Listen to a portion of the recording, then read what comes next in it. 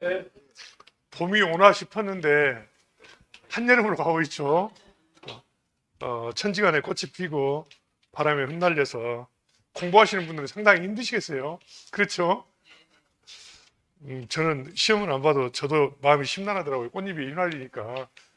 그래서 너무 이제 올해는 꽃이 빨리 피어서 더더욱 이제 문제가 많이 되고 있는 것 같은데 기후 영향 때문이겠죠.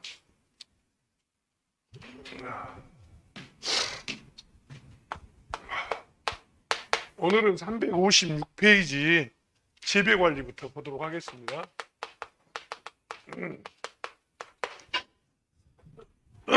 재배 관리 들어가기 전에 지난 시간에 했던 거 잠깐 리뷰해보고 시작하겠습니다. 지난 시간에 우리는 종자에 대한 이야기 했었습니다. 종자라고 하는 것은 우리가 흔히 씨앗을 말하는데 씨앗 외에도 뭐 눈이라든가 잎, 줄기, 모 이런 것들을 전부 다 종자라고 이야기했었고요. 흔히 종자산업법에서 말하는 종자는 씨앗이라든가 버섯의 종균, 묘목, 포자, 그리고 잎, 줄기, 뿌리 이런 영양체를 전부 다 종자라고 이야기했었습니다. 일반적으로 그 종묘로 이용되는 영양기관들을 또 여러 가지로 분류했는데 눈을 가지고 번식하는 거, 잎을 가지고 번식하는 거, 줄기를 가지고 번식하는 거 이렇게 여러 가지로 나눴었죠. 근데 그 중에서도 이파리를 가지고 번식하는 식물이 있었는데 대표적으로 베고니아 등이 있었다라고 말했었고, 그 다음에 줄기로 번식하는 것은 괴경이냐, 괴근이냐, 뭐 이것도 좀 구분하는 게 좋겠다라고 이야기했는데 그보다 더 중요한 것은 인경이라고 해서 비늘줄기로 번식하는 것을 좀 알아줘야 한다고 그랬어요. 그래서 인경의 대표적인 것이 백합, 나을이라든가 마늘 등이 여기에 해당된다라고 말했죠. 일반적으로 종자를 오래도록 저장하기 위해서는 저온 건조한 상태에서 밀폐 저장을 하고 그리고 땅 속에다 저장하는 토속 저장 이런 것들이 저장성을 좀 높이는 것들이었는데 일반적으로 종자가 발화하는 조건은 내적 요건과 외적 요건으로 나눴죠. 내적 요건은 유전성이 좋아야 된다든가 발화력이 좋아야 된다라고 이야기했고 외부적인 요인으로는 수분이라든가 산소, 온도, 광 이런 것들이 잘 맞아야 된다라고 말했었습니다. 그런데 이렇게 종자가 발화할 수 있도록 즉 외적, 내적 요인들이 다 갖춰졌는데도 불구하고 발화하지 못하는 것을 우리는 휴면이다라고 이야기했었습니다. 그래서 일반적으로 종자가 휴면이 되는 원인은 배의 미숙이라든가 저장 물질이나 효소의 미숙, 생장소가 부족하다든가 발화 억제 물질이 존재한다든가 ABA 등이 있었죠. 또 종피가 기계적인 저항으로 인해서 공기라든가 수분의 투수가 좋지 않은 것들이 원인이 됐었습니다. 그 다음에 이제 이런 종피가 딱딱한 이런 종자들이 발화를 촉진하기 위해서 휴면을 타파하고 발화를 촉진하기 위한 방법으로는 종피 파상을 한다든가 또 진한 황산에다가 처리하는 그런 방법들이 있었고요. 그 다음에 발화를 시키지 않고 휴면을 연장하는 방법들, 연장하기 위한 것들이 있었는데 휴면을 연장하고 발화를 억제하기 위한 방법으로 저온 밀폐 저장을 한다든가 또 수확 전에 MH 처리를 한다든가 수확 후에 TCMB를 분해한다든가 또 감마선을 조사한다든가 이런 것들이 휴면 연장이나 발화 억제 작용으로 사용이 됐었죠. 또 종자가 저장 중에 발화력을 상실하는 원인들이 여러 가지 있었는데 대표적인 원인은 원형질 단백질의 응고가 이 저장 종자가 퇴화되는 주된 내용이었다라고 말했죠.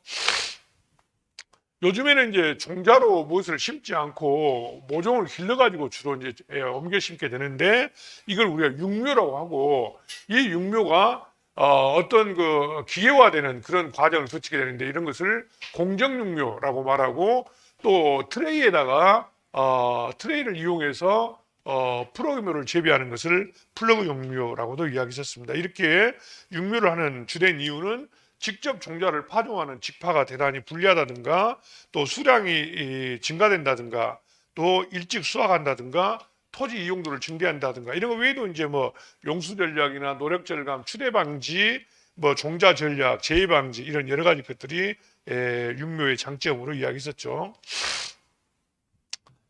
그다음에 이제 모를 기르기 위해서 뿌려지는 흙을 우리가 상토라고 이렇게 이야기하는데, 소위 말하는 이 상토는 요즘에는 흙을 쓰지 않고 인공 상토를 많이 쓴다고 했었어요. 근데 이 인공 상토는 크게 유기 상토와 무기 상토로 구분했었는데, 무기 상토는 주로 끝에가 라이트라고 하는 이름이 붙은 버미큘라이트라든가 펄라이트, 또 제올라이트, 또 입상, 앞면 이런 것들이 무기상토에 해당된다고 말했었죠. 그 다음에 공정육묘장에서 생산된 모종을 직접 밭으로 옮겨 심지 않고 하루나 이틀 정도로 이걸 좀 딱딱하게 굳어지게 만들어지는 과정을 우리는 경화 또는 순화라고 했었는데, 이런 경화묘의 효과라고 한다면은 우선 이식할 때 상처가 적고 활착력이 좋다든가, 또 이파리가 두꺼워지고 조직이 단단해진다든가, 또 식물 보호 제품인 큐티클이 발달하고 지상부와 지하부의 비율이 작아진다, 이런 것들이 있었습니다. 그 다음에 이제 정지 파종해서 밭을 갈고 흙을 부수어뜨리는 것을 정지라고 이렇게 이야기하고 있는데, 정지에서는 이제 중요한 내용이 일항을 만드는 과정, 이걸 우리가 작휴라고 이야기했죠. 일항 유자를 써서. 그래서 이 작휴는 일항과 고랑을 평평하게 만드냐 이걸 평유법이라고 하고, 일항을 만들어 가지고 일항 위에다가 심는 것을 휴립휴파, 고랑에다 심는 것을 휴립구파라고도 말하고, 일항을 넓고 크게 만드는 것을 우리는 성유법이다, 뭐 이렇게 여러 가지로 이름을 붙여서 이야기했었습니다. 그 다음에 파종 방식에 있어서 그냥 흩어 뿌리는 것을 산파라고 하고, 또 하나씩 이렇게 감자라든가 콩 같은 거 뿌리듯이 점점이 뿌리는 걸 점파라고 하자. 그리고 여러 개의 종자를 한 번에 뿌리는 것을 적파라고 하자. 뭐 이렇게 이름을 여러 가지로 붙였고요. 그 다음에 그 이식 방식에 있어서도 이렇게 일정한 줄을 만들어 가지고 옮겨 심는 것을 조식이다라고 말하고 있고, 점점이 옮겨 심는 것을 점식이다, 구덩이를 파서 심는 것을 구멍이 혈자를 써서 혈식이다, 그리고 그냥 순서 없이 심는 것을 난식이다, 이렇게 여러 가지로 이야기했었습니다. 벼를 재배하는 방식은 정조식과 병목식이 있다라고 이야기했었죠. 그래서 그 병목식은 정조식에 비해서 폭이 간격은 좁은데 상대적으로 줄 사이를 넓게 해가지고 수확 상태를 좋게 하는 것이 병목식이다라고 말했고, 주로 증수를 위한 다비밀식 재배 방식으로 그렇게 사용했었죠. 그 다음에 종자번식에 있어서는 종자번식은 양성 유성생식과 단성 유성생식으로 나누고 있는데, 양성 유성생식은 다시 자가수성 작물과 타가수성 작물로 구분해서 이야기했었고요. 특히 이제 수정 유도기구에서 자가수성 작물은 꽃이 피기도 전에 꽃밥이 터져가지고 암술 머리에 쏟아져서 수분이 되는 것을 폐화 수분이라고 하는데, 상대적으로 타가수성 작물은 암술과 수술이 성숙하는 시기가 달라가지고 수정이 이루어지지 않는 것을 자웅 이숙이라고 말했는데, 먼저 암술보다 수술이 먼저 성숙해서 수정이 되지 않는 것을 웅해선숙, 또 암술이 먼저 성숙한 것을 자해선숙, 뭐 이런 식으로 이름을 붙이고 있고, 이런 것들은 종합적으로 암술과 수술에 이상이 없지만, 이런 암술과 수술의 차이로 인해서 수정이 이루어지지 않는 것을 우리는 자가 불화합성이다, 이렇게 이야기한다고 했었어요. 또 암술과 수술의 길이가 달라서 자가 수분이 일어나지 않는 것도 우리는 이향예 현상이다라고 말했는데, 이 예자가 꽃술 예자다, 그런 이야기 했었죠. 그리고 단성 유성생식은 난세포나 정세포가 단독으로 발육해서 수정이 이루어지는 것을 단성 유성생식이라고 하는데, 대표적으로 씨 없는 수박이 여기 해당된다, 이런 이야기 있었죠. 씨앗을 뿌리는 것보다도 줄기나 이런 영양체를 가지고 이용하는 것을 영양번식이라고 하는데, 이 영양번식에 장점이 있다면은 어머니의 형질을 그대로 이어갈 수가 있다. 즉 모본이 지니고 있는 유전적 특성을 그대로 유지할 수 있다는 점이 있었고, 또 종자 번식보다 생장이 빠르다든가 종자로 번식이 불가능한 경우에 사용한다든가, 또 암수 어느 한쪽 그루만을 재배할 때 이용한다든가, 종자 번식에 비해서 개화 결실에 걸리는 시간이 짧다든가 이런 것들이 장점으로 사용됐었습니다. 그렇다고 해서 종자 번식은 장점이 없냐면 그건 아니었죠. 종자 번식도 마찬가지로 번식 방법이 쉽고 종자만 뿌리면 되니까 다수의 모를 생산할 수 있다든가, 또 품종 개량을 통해서 우량종을 개발할 수 있다든가, 또 종자 수성이 용이하고 원거리 이동이 가능하다든가, 수명이 길고 생육이 왕성하다든가 이런 장점들이 있었습니다. 영양 번식은 주로 이제 가지를 휘어가지고 거기서 뿌리가 나오게 하는데, 이걸 우리가 휘무지라고 했었죠. 휘무지. 이 휘무지는 우리가 한자 말로는 취목이라고 해서 취목. 그래서 이제 뭐 성토법이냐 휘무지법이냐 고치법이냐 여러 가지로 나누고 있었는데, 특히 이제 고치법에서 우리가 좀 이해를 해야 될 것은 뭐였냐면은 환상박피를 한다는 거죠. 이 환상박피를 해가지고 거기에서 뿌리가 나오게 하는 그런 방식이 고치법이다는 이야기 있었습니다. 그 다음에 삽목에 관한 이야기 있었는데, 삽목은 꺾꽂이를 삽목이라고 하죠. 삽목은 식물체의 줄기라든가 가지, 뿌리, 이파리 등을 잘라가지고 번식에 이용하는 것인데, 삽목의 특징이 있다면은 식물이 갖고 있는 전형 성능이라든가 세포의 재생 능력을 이용한다. 이게 전형 성능은 줄기만 하나 잘랐는데도 불구하고 식물체 전체 형태를 기억하고 있다가 그것이 이제 발현되는 그런 상태를 말하고 있죠. 또 마찬가지로 영양 번식의 장점인 모본의 성질을 그대로 획득할 수 있다든가, 또 소위 말하는 돌연변이 같은 것이 잘 안 나타난다. 그래서 유전적 조성이 변하지 않는다. 또 종자가 잘 맺히지 않는 식물을 증식할 수 있다든가, 초기 생장이 빠르기 때문에 그의 꽃을 피우고 열매를 기대할 수 있다라고 했었어요. 삽목도 마찬가지로 이파리로 삽목을 하냐, 줄기로 삽목을 하냐, 또는 뭐 접목을 하냐, 뭐 여러 가지가 있는데, 이파리로 삽목을 하는 엽삽의 대표적인 식물이 뭐가 있다? 베고니아가 있다라고 말했죠. 그래서 베고니아 외에도 산세베리아, 펠라고니움, 차나무, 국화 이런 것들이 있다고 그랬었습니다.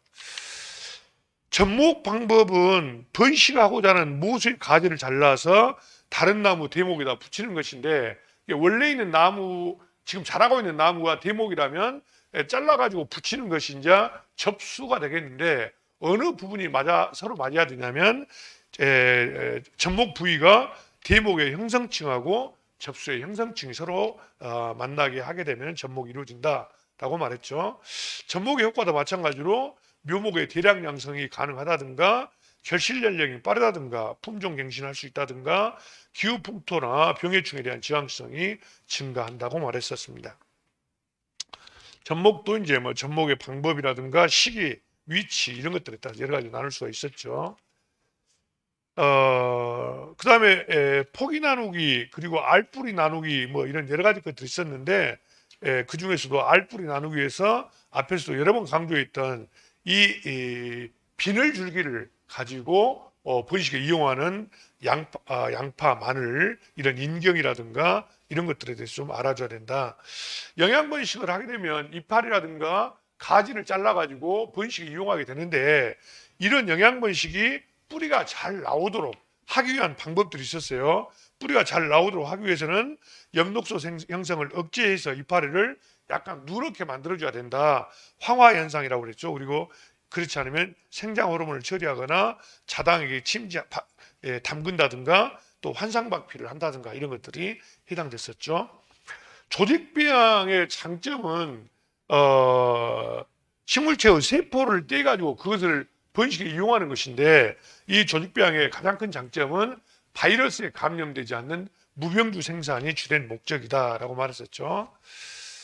그리고 수경재배에 관한 이야기 했었는데, 수경재배는 이제 뭐 순수 수경과 고형 배지로 나눠서 이야기하는데, 순수 수경은 순수하게 물만 가지고 작물을 재배하는 것을 말하잖아요. 그래서 담액 수경이라든가 박막 수경, 분무경 등이 있었는데, 박막 수경은 또 뭐 영어로 NFT라고 작년 시험에 나왔던 그런 방식이 있다라고 썼죠. 그래서 NFT라고 하는 것은 양액을 의미하는 뉴트리언트 필름 테크닉큐라고 해서 얇은 막을 이용해서 재배하는 수경 재배 방식을 말한다고 그랬었어요.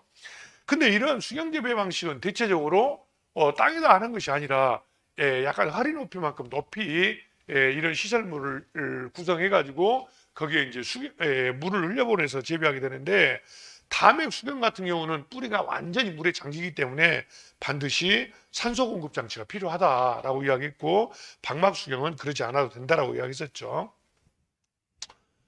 그다음에 요즘에 이제 인공적으로 재배 환경을 제어하는 식물 공장이 등장하고 있는데, 식물 공장은 여러 가지 많은 장점이 있지만 상대적으로 시설비가 많이 드는, 경제성이 좀 낮은 그런 특성이 있다라고 이야기했었죠. 오늘은 계속해서 356페이지 재배 관리부터 보도록 하겠습니다. 재배 관리에서 처음에 나온 이야기가 뭐가 나왔냐면은 수량 삼각형의 원리가 나왔습니다. 수량 삼각형. 그래서 이건 전에도 제가 한번 말씀드린 기억이 있는데, 우리가 작물을 재배하는 것은 수량을 증대하기 위해서 작물을 재배하게 되는데, 수량이 증대되는 요건은 우선 재배 환경이 좋아야 된다는 이야기. 재배 환경. 그래서 여러분들이 앞 시간 전에 배웠던 토양이라든가 또는 수분이라든가 뭐 광합성이라든가 이런 재배 환경이 여기에 해당될 것이고, 그 다음에 이 작물 자체의 유전성이 좀 우수해야 된다는 것이죠. 그리고 오늘 이제 여러분이 배우게 될 재배 기술이 좀 있어야 된다는 이야기예요. 그래서 이러한 재배 기술, 재배 환경, 유전성, 이 세 가지를 수량 구성 3요소라고 한다는 겁니다. 그래서 이 세 가지가 전체 넓어지면 넓어질수록 수량이 증가한다, 그런 이야기가 되겠죠.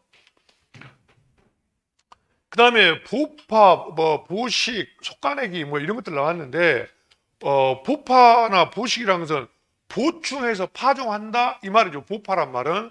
보식이란 말은 보충해서 옮겨 심는다, 이런 이야기예요. 그리고 또 추가적으로 파종한다라고 해서 추파 이런 말 쓰고 있는데, 종자를 파종을 했는데 일반적으로 파종량이 적당하게 파종을 했는데 싹이 안 난 데가 있을 거 아니에요. 그런 데다가 보충적으로 파종한다, 이런 이야기잖아요.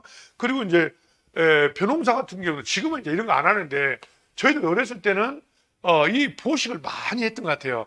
이 모내기를 이렇게 쭉 했는데 일반적으로 이런데 이 코너 쪽 이런 쪽에는 이제 모가 잘 안 심어지는 경우들이 있어요. 기계로 모를 심으면. 그래서 이런 데는 이제 일부러 들어가서 손으로 전부 다 모를 심었었어요. 그러니까 이런 것도 전부 다 우리가 보충해서 이식한다라고 해서 보식 이런 말을 쓴다는 이야기예요. 이런 것이 있다라고 이해하시면 되겠죠.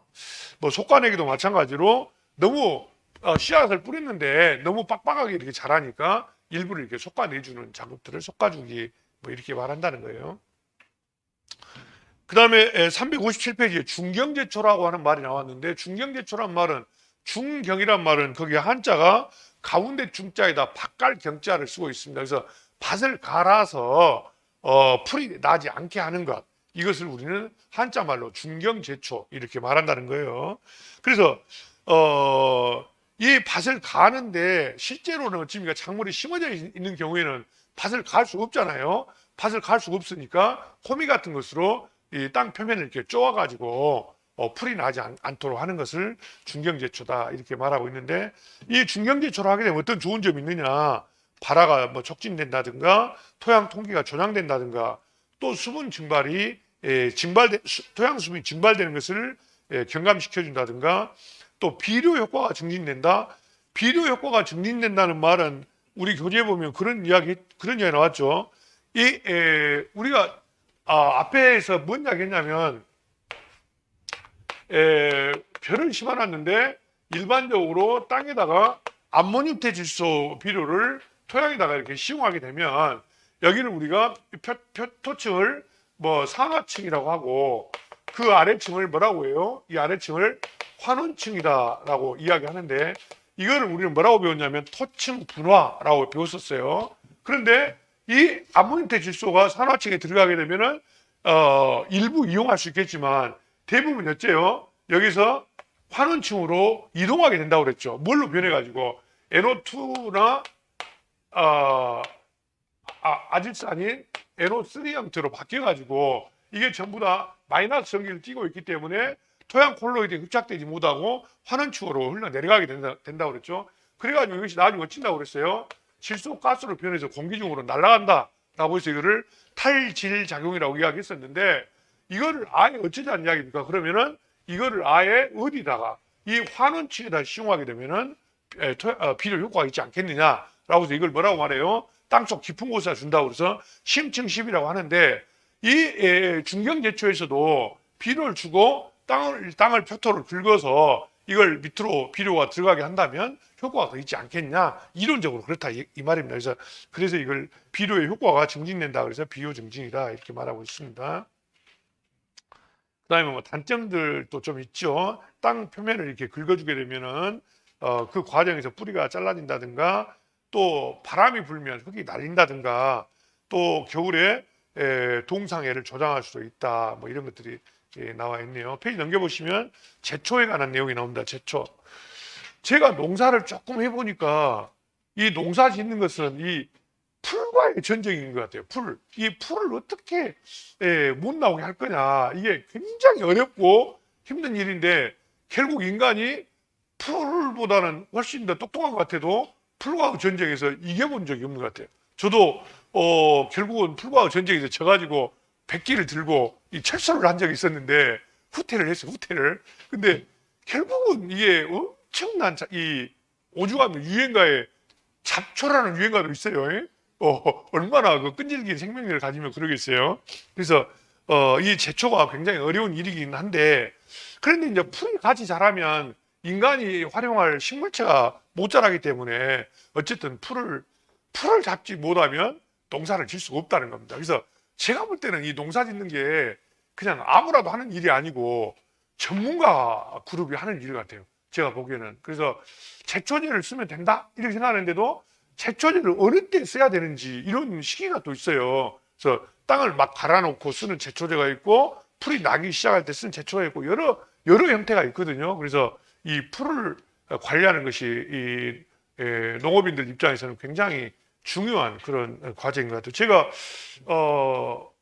몇 해 전에 고추 조사를 나갔는데 무안 쪽인가 갔었어요. 고추 생산비 조사를 나갔는데 거기에 이제 그 양배추 같은 거 많이 하잖아요. 그쪽에 엄청나게 많이 하거든요. 근데 밭에 풀이 하나도 없더라고요. 그래서 아니 어떻게 관리를 하면 이렇게 밭이 깨끗해요? 그랬더니 농약을 갖고 사요. 그러더라고요. 농약 갖고 사요. 그분들 말 그대로 하면 이게 엄청나게 제초제를 뿌려야만이 밭에 풀이 없게 된다는 이야기죠. 이게 이 농민들도 힘들겠잖아요. 그렇게 엄청난 양을 하게 되면. 근데 하여튼 그렇다는 거예요. 그래서 이제 풀을 잡는 방법이 중간에 보면 표가 나왔잖아요. 표에 보면은 물리적인 제초 방식, 화학적 제초 방식, 생물적 제초 방식 이렇게 나눴는데, 물리적 제초 방식이라고 하는 것은 직접 손으로 뽑는 거예요. 풀을 손으로 뽑는다든가 또는 뭐 밭을 갈아가지고 풀을 없앤다든가 또 물을 담궈가지고 더 이상 풀이 자라지 못하게 한다든가 이렇게 물리적으로 풀이 나지 않도록 하는 것을 글자 그대로 물리적 제초 방식이다라고 한다는 거예요. 그 다음에 화학적 제초 방식이란 말은 글자 그대로 화학물질을 뿌린다는 이야기잖아요. 즉 제초제를 사용한다 이 말입니다. 그래서 이 제초제를 사용하는데 제초제가 두 가지 방법이 있다고 되어 있어요. 무차별적으로 말려 죽이는 것. 이게 이제 혹시 그 고엽제란 말 들어서 고엽제 월남전에 가가지고 고엽제 그게 이제 무차별적으로 이 식물체 이파리를 죽게 말라죽게 하는 거잖아요. 근데 식물체만 말라죽어야 되는데 사람들이 이제 거기에 피해를 봐가지고 이 생존의 문제가 발생된 그런 문제도 있었죠. 이렇게 무차별적으로 죽는 제초제가 있고, 그 다음에 선택성 제초제가 있다는 거예요. 선택성 제초제. 그러니까 선택성 제초제는 여러분이 어디에서 많이 보게 되냐면 골프장 같은데, 골프장 잔디 관리할 때 그 넓은 면적을 관리하려면 어떻게 풀을 뽑겠어요. 그러니까 농약을 해요. 골프장이 엄청나게 농약 많이 합니다. 그 농약을 많이 하면 어떤 농약을 한다는 이야기예요? 잔디는 죽이지 않고 나머지 잡초만 죽게 하는 그 농약을 하는 거죠. 이런 것을 우리가 선택성 제초제라고 하는 거예요. 벼농사에서도 마찬가지입니다. 우리가 벼를 화분과에 해당되잖아요. 벼가 이렇게 화분과 작물을 제외한 나머지 이 잡초를 죽이는 그런 농약들이 제초제가 있어요. 그래서 이런 것을 우리가 선택성 제초제라고 하고, 요즘에는 뭐 어디에요? 골프장 말고도 집안에 이제 그 산소 같은 데도 관리할 때 이런 선택성 제초제를 써서 잔디는 죽지 않게 하고 나머지 풀만 죽게 하는 이런 제초 방식이 있다는 겁니다.